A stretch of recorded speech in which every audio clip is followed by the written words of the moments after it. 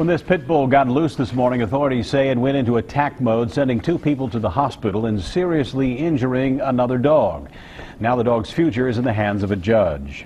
Good evening, everybody. Both of the human victims have been treated and released by medical professionals, and the injured dog is in the care of a veterinarian with multiple puncture wounds and bites. The pit bull was stunned almost 24 times by a police taser before it was subdued and is now in the custody of officials at SPCA Cincinnati. Local 12's Rich Jaffe joins us now from Northside with the latest.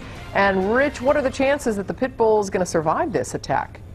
Well, Cammie, that depends on what happens with this case when it goes to court June 11th. The judge on the case is, like any other case, going to listen to both sides and make a decision on it. Quite frankly, at this point, after what happened, it's pretty amazing that dog is alive right now.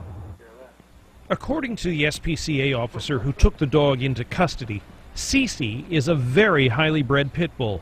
Her actual owner is currently in prison, but his stepson, Donald Shelton, has been taking care of the dog for the past 8 months. He says this morning she was in this cage behind the house when his brother noticed she was missing. They thought she might have been stolen until police and the SPCA showed up and told them she'd attacked 2 people and another dog. She's a nice dog. She's very nice. Have you ever had any problems with her before? No, never had no problems with her. How did she get out? I don't know, like she was in a kennel, like them kennels in the back, she was fenced up. She might have, jumped up and hit the latch and gas broke loose.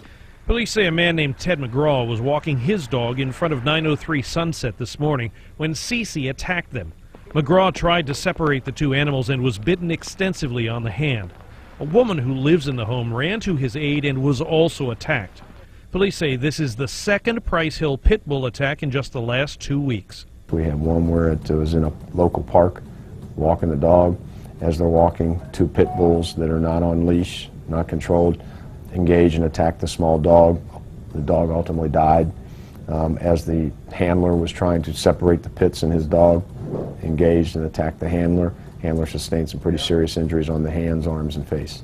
When police arrived on the scene this morning, they had to tase Thsi 23 times before an SPCA officer secured her. And police have a warning for everyone.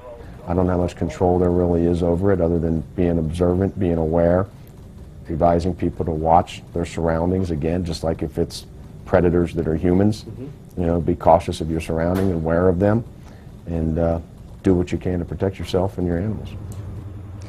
I spoke with the officer who was involved in all of this, and she told me that every time she would cycle that taser and pull the trigger on it, the dog would go down. And every time she would let off of that trigger and the charge would stop, the dog would come back up at her and the woman who lived in that house. 23 times that happened before the dog finally was down enough for the SPCA officer to secure her, put her in the van. Captain Neville says while it sounds like a lot, it is not extraordinary when you're dealing with dogs that are that strong. It's just an indication of how powerful and dangerous the animals can be. Any big dog can be that way. They're not being breed specific about this.